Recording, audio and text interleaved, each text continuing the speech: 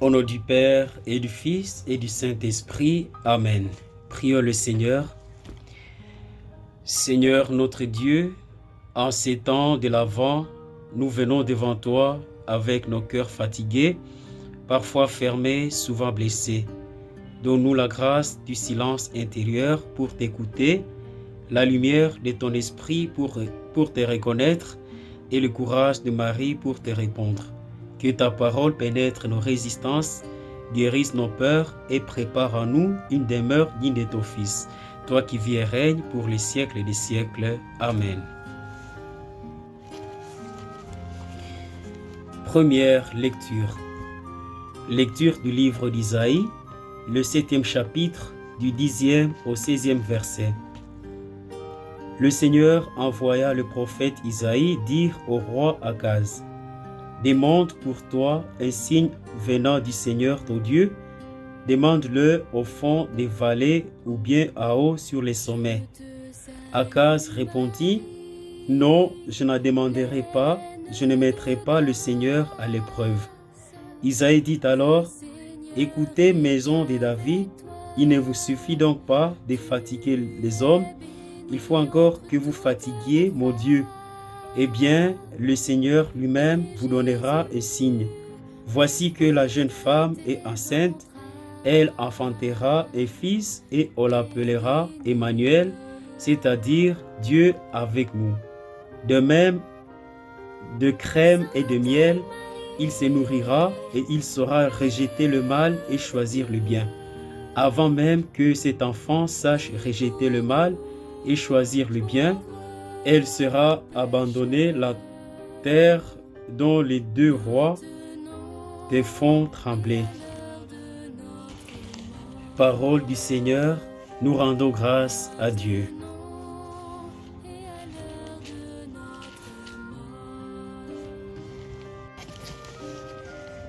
Évangile de Jésus-Christ selon Saint Luc, le premier chapitre, du 26e au 38e verset. L'ange Gabriel fut envoyé par Dieu dans une ville de Galilée, appelée Nazareth, et à une jeune fille, une vierge, accordée en mariage à un homme de la maison de David, appelé Joseph. Et le nom de la jeune fille était Marie. L'ange entra chez elle et dit: je te salue, comblée de grâce, le Seigneur est avec toi. À cette parole, elle fut toute bouleversée et elle se demandait ce que pouvait signifier cette salutation. L'ange lui dit alors: sois sans crainte, Marie, car tu as trouvé grâce auprès de Dieu.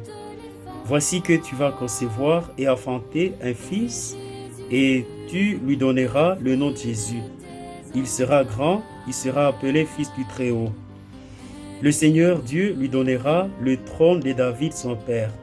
Il régnera pour toujours sur la maison de Jacob, et son règne n'aura pas de fin. Marie dit alors à l'ange: comment cela va-t-il se faire, puisque je suis vierge?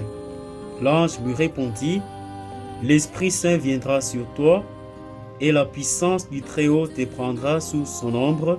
C'est pourquoi celui qui va naître sera saint, et il sera appelé Fils de Dieu.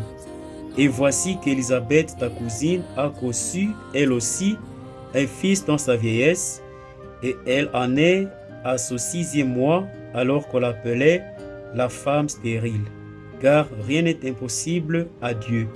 Marie dit alors: voici la servante du Seigneur, que tout se passe pour moi selon ta parole. Alors l'ange la quitta.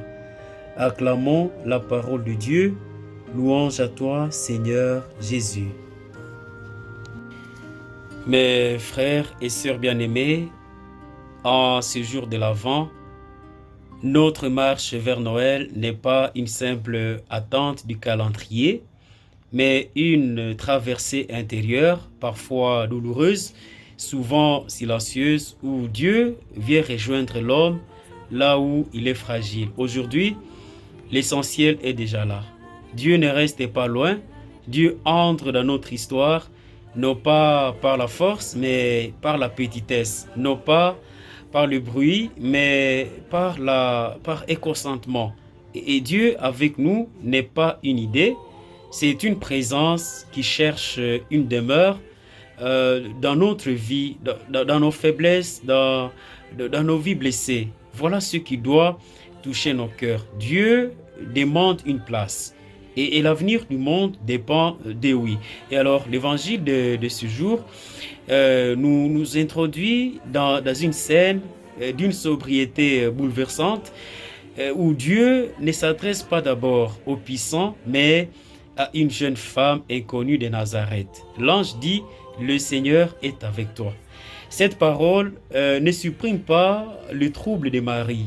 Elle les traverse. Et la foi n'est pas l'absence de peur, mais le courage de faire confiance au milieu de la peur. Marie ne comprend pas tout, elle interroge, elle tremble, mais elle ne ferme pas son cœur. Là où Akaz, dans la première lecture, refuse de demander un signe par peur déguisée à piété, Marie ose croire. Le refus d'Akaz révèle une foi fatiguée et le oui de Marie révèle une foi vivante. Et mes frères et sœurs bien-aimés, ce contraste nous réjouit profondément. Combien de fois disons-nous à Dieu, je crois, tout en refusant qu'il dérange nos vies, qu'il dérange nos sécurités existentielles.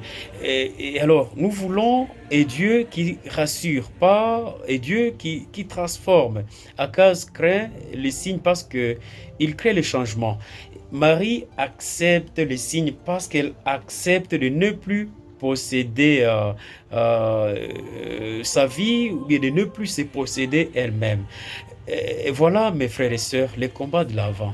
Laissez Dieu naître là où nous résistons encore, là où en fait nous avons des doutes, là où nous voulons en fait que Dieu encore nous revisite. L'ange annonce: rien n'est impossible à Dieu. Alors cette parole n'est pas une formule magique, elle est une vérité exigeante.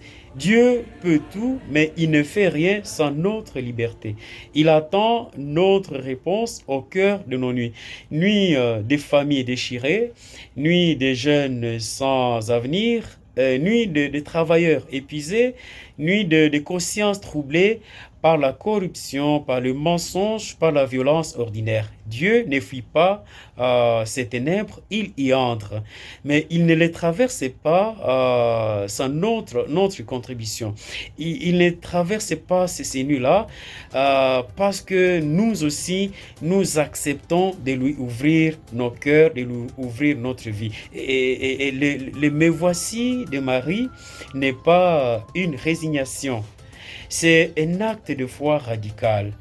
Dire oui à Dieu, ce n'est pas comprendre d'avance, c'est se remettre entièrement entre ses mains. Et c'est pourquoi l'Église ose affirmer avec des mots clairs et précis, le Verbe s'est fait chair pour nous sauver en nous réconciliant avec Dieu. Catéchisme de l'Église catholique, le numéro 458. C'est-à-dire, en fait, Dieu s'est fait proche pour guérir ce que nous n'arrivons pas à guérir dans notre vie. Nos relations brisées, nos consciences anesthésiées, notre espérance vide et notre espérance surtout usée. L'avant nous pose alors, à travers les textes que nous avons attendus, une question cruciale pour notre existence. Où Dieu peut-il naître aujourd'hui dans ma vie? Que chacun se pose cette question. Dieu a-t-il une place dans ma vie? Et à travers les réalités de mon existence, Dieu peut naître dans quel coin, dans quel recoin de mon existence? Peut-être dans un pardon longtemps refusé, dans une vérité disons, assumée, dans une responsabilité trop longtemps fuie. Alors Dieu avec nous commence toujours par un déplacement intérieur. Tant que Dieu reste une idée pieuse, rien ne change. Quand il devient une présence accueillie, tout peut renaître, mes frères et sœurs bien-aimés. Alors, à l'approche de Noël, ne craignons pas de laisser Dieu nous déranger. Le monde n'a pas besoin de chrétiens installés, mais de croyants habités. Que notre avant ne soit pas une attente vide, mais une disponibilité, excusez-moi, vraie, mais aussi une disponibilité qui fait que Marie puisse être notre modèle. Marie a dit oui. Marie, disons, a accepté en disant que tout m'advienne selon ta parole. Enfin, Dieu peut venir encore habiter nos cœurs. Dieu, venant prendre la chair humaine, il veut habiter dans notre communauté, dans notre vie, dans nos relations, dans nos familles, pour que nous puissions en fait nous conformer à sa volonté, qui nous aide à nous convertir pendant ces temps de l'Avent, qu'il nous donne encore ce goût-là de le chercher à travers les événements de notre existence. Amen. Le Seigneur soit avec vous. Prions. Dieu fidèle, nous te rendons grâce pour ta présence discrète mais réelle dans nos vies. Apprends-nous à dire oui, même quand nous ne comprenons pas tout. Fais de nos familles, de nos communautés et de nos engagements quotidiens, lieu où ton Fils peut encore naître. Que ton esprit nous change afin que Noël ne soit pas seulement une fête, mais une vie donnée. Par Jésus le Christ, notre Seigneur et notre Dieu, qui vit et règne pour les siècles des siècles. Amen. La méditation de ce jour vous a été préparée et présentée par Monsieur l'abbé Bindoulé Chaïkoumia Mercier, prêtre du diocèse de Butembo-Beni. Que Dieu Tout-Puissant vous bénisse, lui qui est Père, Fils et Saint-Esprit.